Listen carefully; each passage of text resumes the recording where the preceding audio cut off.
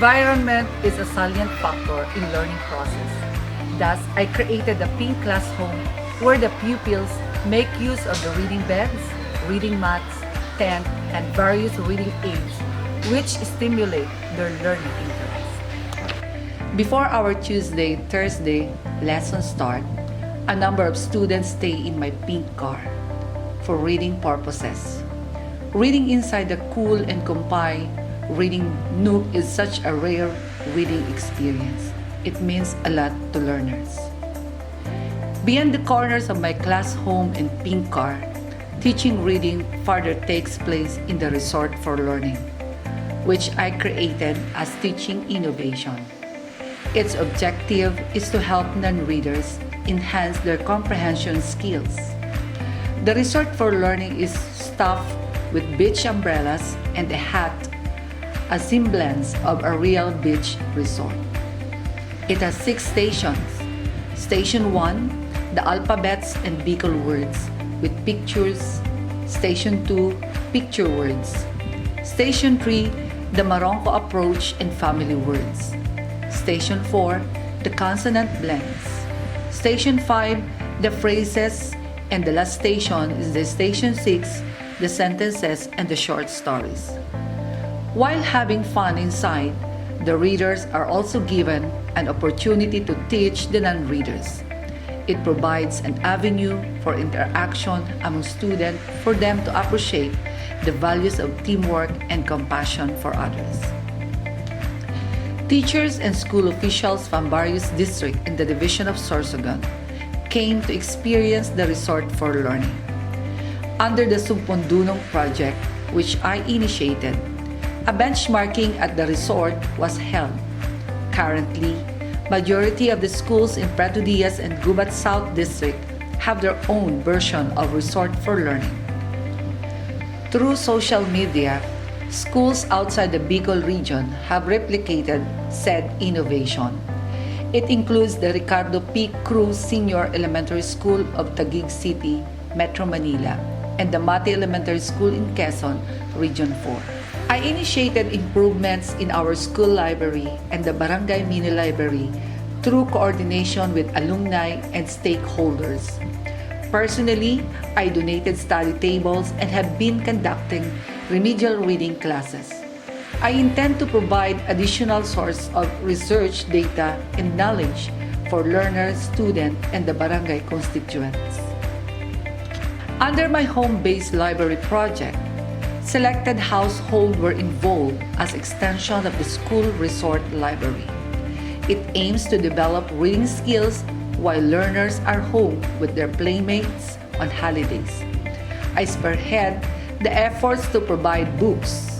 There are mother teachers who are delegated to teach children while home on weekends or holidays. I introduced the 1 peso for a cause, Piso Mo Basa Ko advocacy. It prevents student dropout and grade retention. I designed some reading materials to be utilized for the program. Once a non-reader able to read a page, a peso coin is put into his piggy bank as a reward. Moreover, I initiated solicitation for campus projects. Through my efforts and use of personal resources, the amount of 150,000 pesos was raised for the school's water system, e-classroom, school resort library, several school pathways, tiles for classroom and kubo, concreting of Bahay Kubo post, and the Resort for Learning breeds, concrete colorful crayons, and reading post. Said improvements are beneficial to 300 learners at Calao Elementary School. I spearheaded a Dugtong Buhay program. This program of charity works benefited some indigent families in the remote areas of Calao, Puerto Diaz, Sorsogon. The essence of happiness is through sharing. This project has been habitually done for almost 5 years now. Proactive response to the needs of the indigent and the learners are made possible through positive outlook and work attitude, innovative ways, and love for teaching. Verily, saving the life of an indigent learner is the most meaningful and unique achievement which God allowed to happen in my life as a teacher.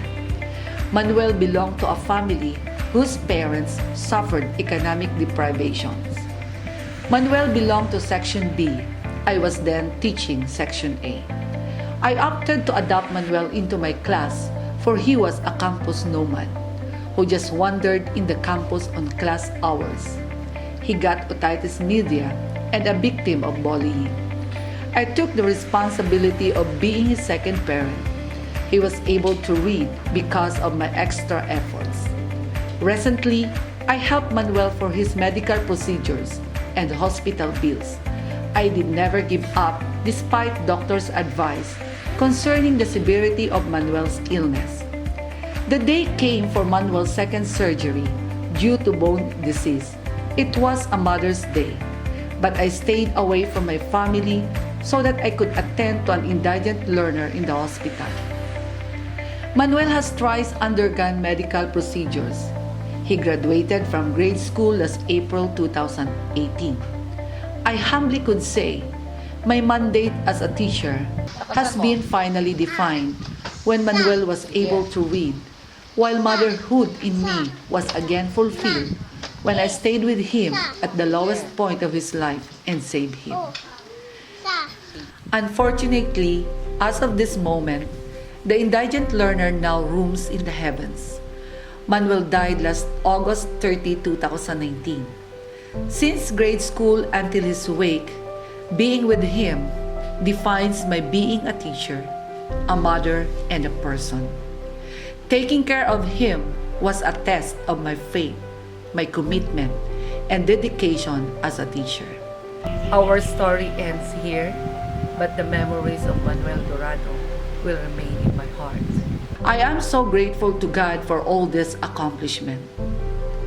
This is Teacher Michelle, a Master Teacher 2 from Calao Elementary School.